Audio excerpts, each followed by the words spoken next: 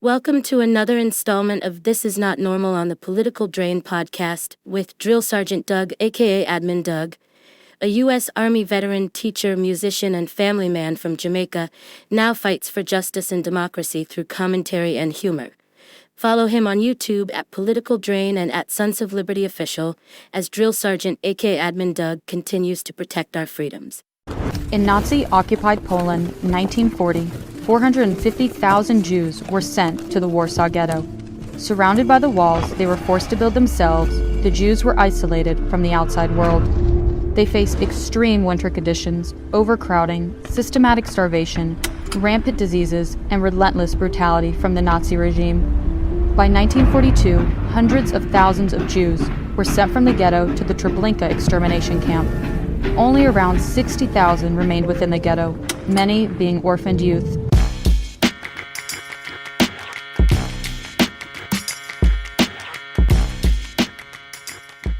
What's up, you two? Drill Sergeant here, and today is a really good day to bring up what's really going on in this country. It's a day to remember where we could be if we stop fighting, and a very special PSA, public service announcement for you, a call to action, if you will, on doing something we need you to do to ensure that we're fighting as hard as we can to not repeat the mistakes of the past. And what I mean by mistakes of the past is today we honor April 19th, 1943, the Warsaw Ghetto Uprising. The Warsaw Ghetto Uprising, April 19th, 1943. And I'm going to read it here from Wikipedia. I've also checked a lot of sources on the Holocaust Encyclopedia, so I'm not just reading any Wikipedia, but this is the best description I've gotten. The Warsaw Ghetto Uprising was the 1943 act of Jewish resistance in the Warsaw Ghetto in German-occupied Poland during World War II. To oppose Nazi Germany's final effort to transport the remaining ghetto population to the gas chambers of the Majdanek and the Treblinka extermination camps. After the Grassaction Warsaw of summer 1942, in which more than 250,000 Jews were deported from the ghetto to Treblinka and murdered, the remaining Jews began to build bunkers and smuggle weapons and explosives into the ghetto. Left-wing Jewish combat organization ZOB and right-wing Jewish military union ZZW formed and began to train. A small resistance effort to another roundup in January 1943 was partially successful and spurred Polish resistance groups to support the Jewish in earnest. We gotta talk about that. There's a little bit more, but you get what was just said there. There was a small uprising once. This wasn't the major one we're talking about, the Warsaw Ghetto Uprising, but because they had a little bit of success, right wing, left wing, all together fighting back, that little bit of success helped buoy the spirits of others who thought that it was impossible to fight back. And in doing so, I can tell you that the lives that were saved, the people who escaped, the people who were willing to help because of being buoyed by that partial success can never be counted in numbers, only in hearts, minds, dreams, actions, history. The effect will not just be how many people survived or got away. The effect is what we learn from that. We never stop. And not only because we think that we can win, but even when we think we can't, what we do to the confidence and the morale of others is at hand, at risk, is in play. Let me finish up here. The uprising started on 19th of April when the ghetto refused to surrender to the police commander, SS Brigad Führer Jogan Schrupp. I'm guessing the best way I can pronounce it, who ordered the destruction of the ghetto block by block, ending on May 16th. A total of 13,000 Jews were killed. About half of them burned alive or suffocated. Schrupp reported 110 German casualties, including 17 kills. I love it! Yay! The uprising was the largest single revolt by Jews during World War II. The Jews knew that victory was impossible and survival unlikely. Merrick Edelman, the last surviving ZOB commander who died in 2009, said their inspiration to fight was not to allow the Germans alone to pick the time and place of our deaths. According to the United States Holocaust Memorial Museum, the uprising was one of the most significant occurrences in the history of the Jewish people. Here's the deal. We honor them, and there was many other days like this. We just chose to honor this one on this day. But number one, we know that some got out. We know that this guy, Edelman, got out. He was one of the commanders of these groups, these left or right-wing groups that came together, that smuggled weapons, that told businesses to let them lend us your basement. Unfortunately, this time, the Germans decided to destroy everything, their own cities. But this is 1943. This is 10 years after all of this started, and there's no turning back. We're not there yet. There will come a time when the fascist baby orange monster, diaper-wearing booby pants, has so much power and has weakened the resistance so much that he would be willing to destroy entire cities, level them with bombs in order to get rid of a few brown people with tattoos. But right now, he doesn't have to. Right now, we have a chance to stop what's inevitably coming. You have to see it. If you don't see it, what Merrick Edelman was talking about with being the chooser, decider of their own time of death was because this is where the Germans were sending them on April 19th. Oh, one of those. Yeah, see, that one of them is a concentration camp in Germany where they murdered people for being different. And the other is America's very own concentration camp in El Salvador, where people will also be murdered, tested on, abused, discarded, where they're planning to build a whole lot more to put undesirables in. Brown tattooed people, next maybe Democrats, socialists, the Red Scare, communists among us. Get them, kill them.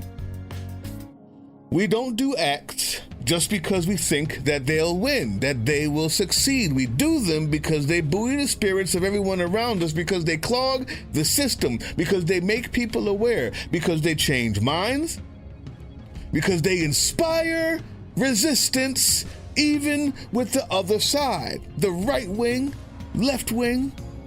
If you don't see where we're going, here it is. Does this look familiar? So my call to action may seem small, but it's not. I promise you, it is another inspiration for resistance, and the person on the other side of the phone call that I want you to make may just be inspired to actually do something. And if not, we will be written in history as saying no in 1933 as opposed to 1943 when it was too late. This is what I want you guys to do. Attorney General, U.S. Attorney General Pam Bondi, there is a concerted effort to get her disbarred in Florida and in Washington, D.C. Okay? Their effort to get her disbarred in Florida and Washington, D.C.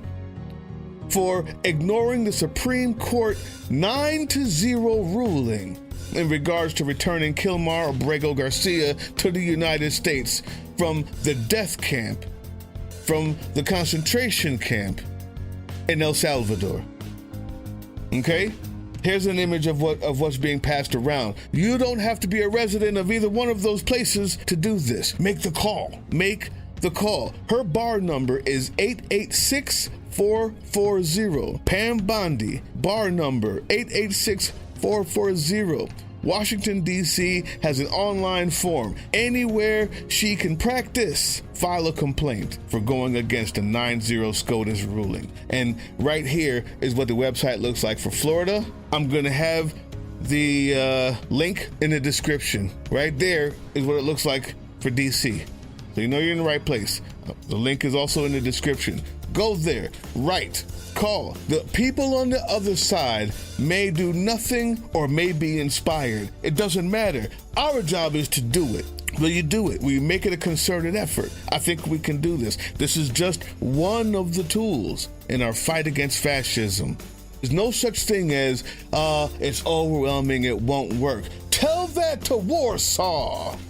Tell that to the first few campaigns that started in January that had slightly a little bit more success than the others and started off an entire storm of insurgency where people who were seemingly on the other side joined in earnest because they were buoyed by somebody sacrificing a little extra, giving up a little bit more. It's our turn. It's our turn. Make the call, send the email, and remember why. It's only one tool. It's not over with. It's not over with after that. But today we honor them. Today we honor those who fought back and lost their lives and those who made it out because of the fight. And also because, as Americans, we abhor this. At least we used to. Disbar Attorney General Pam Bondi. Leave a like, leave a comment, join the channel. We do members only lives. We haven't done one for a little bit, so I know you guys are waiting. We got another one coming, but we also have a Patreon. So we'll leave you that Patreon information right after this, and we're going to start doing Patreon lives too. So something for the members who join here, something for the Patreon members. All of it helps to fund the resistance, not just the channel. Hey, yeah, you. Before you click away to watch someone unbox a tactical toothbrush, let's talk about something real. Political Drain isn't just another content mill. We're a digital front in a very real war. Not with bullets, but with ideas, with action, and with solidarity. We pair urgent news with critical education. And we build community around actual resistance, not the hashtag kind. The kind that moves. But here's the thing. None of this is free. It isn't. Behind every video is time, labor, research, and some weird guy asking if we're going to pay the hosting bill. And yeah, some of that money goes to things we can't necessarily say out loud. If you know, you know. Let's just say our special ops aren't Call of Duty LARPers. They're people making real moves to protect, uplift, and organize. You're not just funding a channel. You're funding a resistance network in a world where capital still calls the shots. Unfortunately, in a system built on artificial scarcity, even mutual aid has a price tag. And if we want to grow, if we want to win, we need your help. We need your help. So if you've got even a few bucks to spare, toss it our way. It's not for ads. It's not for merch drops, but for people making moves in the shadows so others can do it in the light. It's just us and you. So fund the mission, fund the fight, fund the future, because nobody's coming to save us. We save each other. That's how this works. Follow us on all these things you see here, and our link tree is in the description. Maybe even get some merch.